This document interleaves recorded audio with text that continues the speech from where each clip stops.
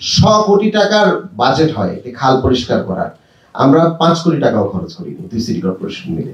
এবার আমরা হাসিনার নৌকা 27 নম্বরে চালাইতে দেইনি।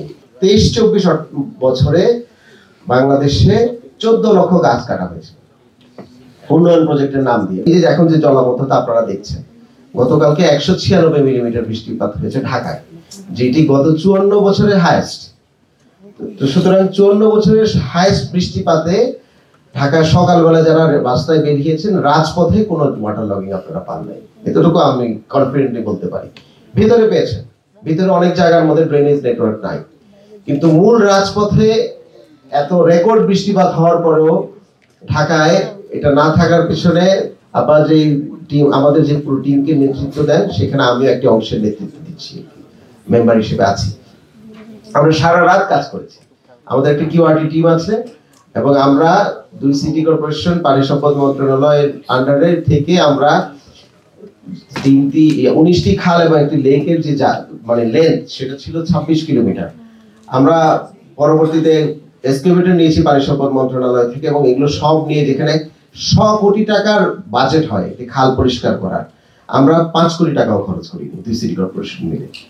এবং আমরা 108 কিলোমিটার খাল মানে এক্সকেভেশন করেছি, এবং এগুলো নিয়ে আলোচনা হয় না, সত্য কথা হচ্ছে যেটা 108 কিলোমিটার খাল এক্সকেভেশন করার পরেও আমরা দেখেছি যে এই শহর তৈরি হয়েছে গত 30 বছর 40 বছরে, স্পেশালি যখন 88 বন্যা হয়, ঢাকাকে আমরা শুকনো করি, শুকনো করার নাম দিয়ে জলাধার ভরাট করে, নদী ভরাট করে, খাল ভরাট করে আমরা এই শহরটা তৈরি করেছি। তো বৃষ্টি হলে পানিটা যাবে কোথায়? ভেরি সিম্পল কথা, বৃষ্টি যখন হয় পানি তো এই আগে ওয়েটল্যান্ডই থাকার কথা ছিল, তো যখন ওয়েটল্যান্ড গুলো ভরাট হয় তখন এই পানিটি যাওয়ার জায়গা নাই। এই যে কালশি, সবসময় একটা ভিডিও আপনারা দেখেন যে বাংলাদেশে বৃষ্টি হলে বলে কালশি নদী, অথবা 27 নম্বর নিয়ে যখন বলা হচ্ছে যে এগুলো হচ্ছে 27 নম্বর দিয়ে নৌকা চলে, তাই না? এবার আমরা হাসিনার নৌকা 27 নম্বরে চালাইতে দেইনি। তো সুতরাং এই যে মানে এগুলো হচ্ছে, কারণ এগুলো তো একসময় লেক কিংবা নদীর স্রোতধারা ছিল। এই নদীর স্রোতধারাগুলো যখন বন্ধ করে আমরা রাস্তা করেছি, ঘাট করেছি, এটার যে দায়, এই দায়টা যারা সরকারে আছেন কিংবা পরবর্তীতে যারা এই দেশকে গঠন করবেন তাদের কাছে যাবে। তারা এটাকে কিভাবে ম্যানেজ করবেন, এবং ম্যানেজ করতে গিয়ে কি আমাদেরকে আবার ডাকবেন কিনা কথা শোনার জন্য, সেটাও আসলে আমরা সন্দিহান। কারণ আমরা তো আমাদের দিন রাত কাজ করে এই চেঞ্জ গুলো আমরা আনতে চেষ্টা করি। চিটাগং নিয়ে আমার কাজ আছে, খুলনা নিয়ে আমার কাজ আছে। চিটাগং এর আপনারা দেখেছেন যে সিগনিফিকেন্টলি চিটাগং এর পানি কিন্তু এবার কমেছে, যেখানে স্পেশাল চকবাজার এবং অন্য যে জায়গাগুলোতে মানে গলা পানিও হয়, সেখানে কিন্তু এবারের বড় বৃষ্টিতে, আজকের গতকাল পরশু দিনে যে বৃষ্টি, সেই বৃষ্টিতেও দীর্ঘ সময় পানি থাকেনি। সুতরাং এই যে আমরা এই কাজগুলো করছি। আরেকটি কাজ আমি বলি আপনাকে, গত পরিবেশ দিবসে আরডিআরসি একটি গবেষণা করেছিল যে গত 23-24 বছরে বাংলাদেশে 14 লক্ষ গাছ কাটা হয়েছে উন্নয়ন প্রজেক্টের নাম দিয়ে, শুধু প্রজেক্ট বেস, মানে বাসাবাড়ির গাছ বাদ দিয়ে। এবার আমরা আরেকটি গবেষণা প্রকাশ করছি, সিমিলার গবেষণায়, এই পরিবেশ দিবসের আগে আমরা এটা প্রকাশ করবো। আমরা 150 গাছ কাটা, 1.5 লাখ গাছ কাটা পেয়েছি এই বছরে। 14 লক্ষ থেকে 1.5 লাখে নামিয়ে আনা হয়েছে। এটার পেছনে সচেতন ভাবে এবং অ্যাক্টিভ ভাবে পরিবেশ অধিদপ্তরের যেই অ্যাক্টিভ মানে যে সিরিয়াস যে স্টেপ ছিল, এবং গাছ কাটা যে একটা বড় অন্যায়, এবং এটা যে রাষ্ট্রীয়ভাবে এটাকে দেখাশোনা করা হয়েছে, সেটার ফল কিন্তু আমরা 1 বছরে 2 বছরে 2টা রিপোর্টে এটা আমরা একদম পরিষ্কার আমরা দেখতে পাই। এখন আসি সিটি লেভেলে। আমি এই দায়িত্ব নিয়েছি আজকে 100 বছর।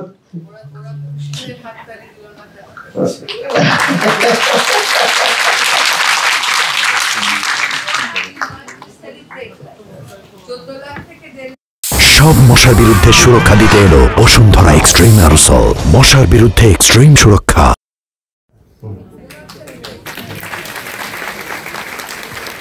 এবার চ্যালেঞ্জের কথা বলি, দেখেন আমার ব্যক্তিগত এক্সপেরিয়েন্সের কথা বলি, তো শোনা দরকার, যেহেতু আপনারা আমার মানে বন্ধু সহকর্মী, আপনাদেরকে নিয়ে তো ঢাকার গ্রিনিং আমরা করছি।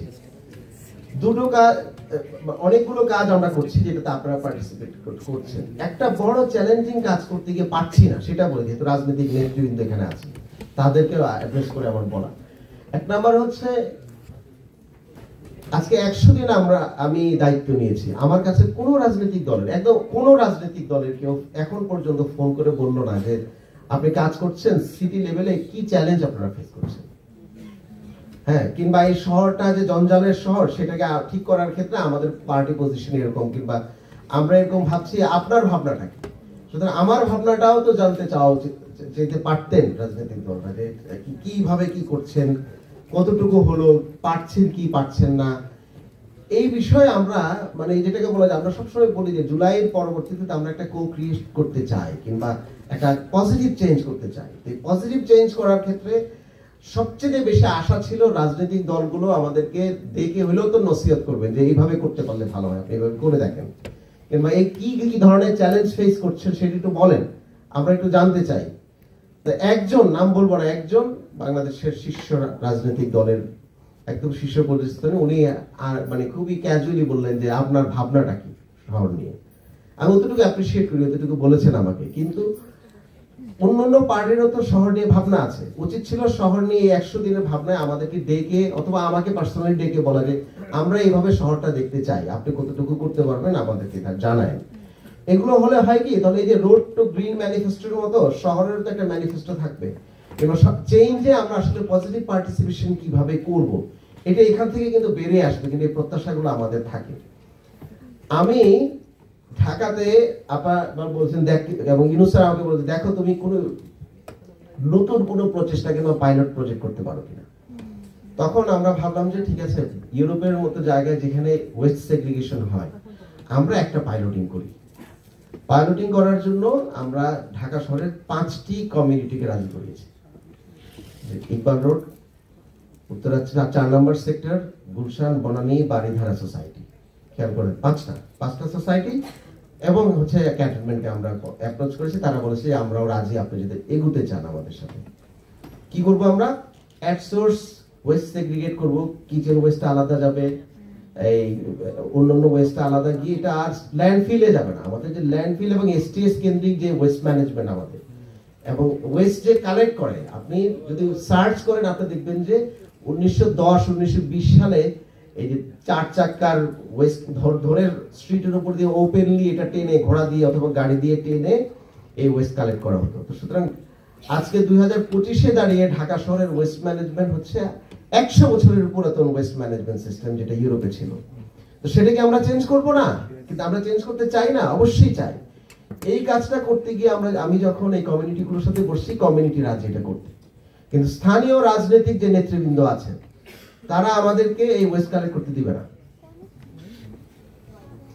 এবং তারা এলাকায় গিয়ে বাসায় গিয়ে বলছে যে টাকা ওয়েস্ট কালেক্ট হোক আর না হোক আমাকে 500 টাকা করে দিতে হবে পার বাড়ি থেকে, নইলে আমরা ময়লা এনে বাড়ির সামনে ঢেলে দিই। জাস্ট থিংক, এবং এটা আই এম ফেসিং ইট। গত 1-1.5 মাস ধরে এটা একটা বড় ক্রাইসিস। আমার অফিসের সামনে এক ধরনের আন্দোলন হয়, আমি নাকি কোন মানে হাসিনার সময় যে ধরনের অ্যালিগেশন দিয়ে আমাদেরকে ফ্রেমিং করা হয়েছে, সেই ফ্রেমিং এর মতো আন্দোলন হয়। সেটা আপনারা রাজনৈতিক ইয়ার কারণে কেউ করতেই পারেন, সেটা আমি যেহেতু এখন স্বাধীনতা আছে কথা বলার বলুন।